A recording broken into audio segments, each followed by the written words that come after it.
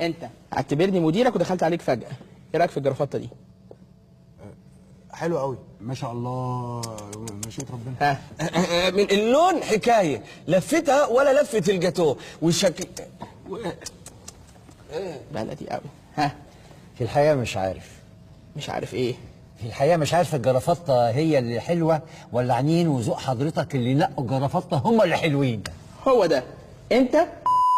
انت انما انت استثنائي. مشي عارفين ليه؟ لان ده تاني كورس ياخده معايا. انا فاروق الشربيني، وان شاء الله هعلمكم ازاي تبقوا ناجحين في شغلكم، هعلمكم ازاي توصلوا. سيبكم بقى من الكلام بتاع من جد وجد ومن زرع حصد ومن اراد الثمار تسلق الاشجار، ده كلام فارغ. اللي عايز بقى يطلع الشجره هو حر، سيبه، لان كمان سنتين هيبقى هو لسه متشعبط في الشجره، انما انت على كرسي المدير. لان النجاح ملوش غير طريقه واحده، الطريقه دي هي طب واضح ان في بنات معانا كتير النهارده، فلازم ناخد بالنا من الفاظنا. يعني هنعتبر ان احنا بندي كورس نفاق، بس كلنا عارفين طبعا احنا بنتكلم عن ايه. ها ايوه طبعا فاهمين. عارفين ايه ده؟ ده اسمه هرم النفاق. زي ما انتم شايفين كل مدير تحتيه موظفين، كل واحد تحتيه مجموعه من الناس بتنافقه. يعني انت لو شغال في شركه، انت شغال في بيئه عدائيه، داخل حرب في النفاق. لازم تبقى جاهز، لازم تبقى مسلح، لازم تبقى مستعد. انا النهارده مش هعلمك ازاي تبقى منافق او كسر تقليدي، لا، لان دي بديهيات كلنا بننافق.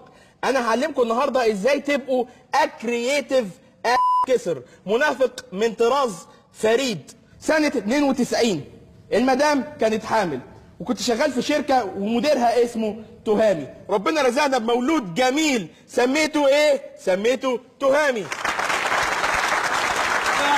سنه 98 المدام كانت حامل واترقيت وعديت تهامي، وبقى عندي مدير جديد اسمه شريف. ربنا رزقنا ببنوته جميله، سميتها ايه؟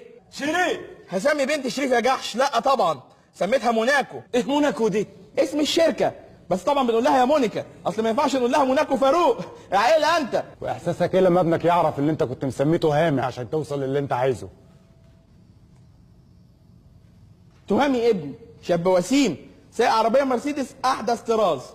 عشان ابوه منافق يبقى اسمه تهامي سايق عربيه مرسيدس احدث موديل، ولا اسمه شادي ومقضيها شعبطه في الميكروباصات وفي المترو؟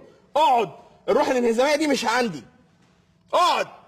طبعا في مصاعب هتقابلك. ده مديري الحالي، من سنه ما كنتش بنزل له منظور، لحد ما حصلت له حادثه لا يعلم احد سببها الا الله، واحتاج نقل دم. مين كان جاهز عشان ينقل له دم؟ انا. مين كان قبلها باسبوع في كمبوديا بيغير دمه بالكامل عشان تبقى فئه دمه زي فئه دم مديره؟ انا. الله الله. مش ممكن.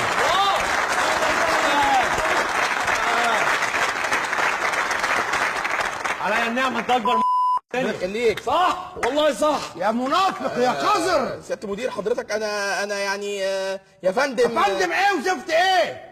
انا كنت بعتبرك زي اخويا، انما كنت بتغشني عشان توصل للي انت فيه يا منافق. منافق؟ فيها ايه لما ابقى منافق؟ عايز نعمل ايه يعني؟ جت عليا كان لازم انافق عشان اوصل اللي انا عايزه. انا انسان قدراتي محدوده مش زيك، انت انسان متميز. عمري ما هبقى زيك في يوم من الايام، عمري ما هبقى زيك، عمري ما هبقى زيك. هيعملها ولا ايه؟ مش ممكن، دي مزدوجة. أنا طول عمري أسمع عنها لكن عمري ما شفتها. أنا آسف يا فاروق، متزعلش مني. أنا هقف جنبك وأساعدك وأعلمك وأخليك زيي وأحسن مني كمان. كمل كمل يا فاروق، أنا مستنيك بكرة في الشركة يا حبيبي.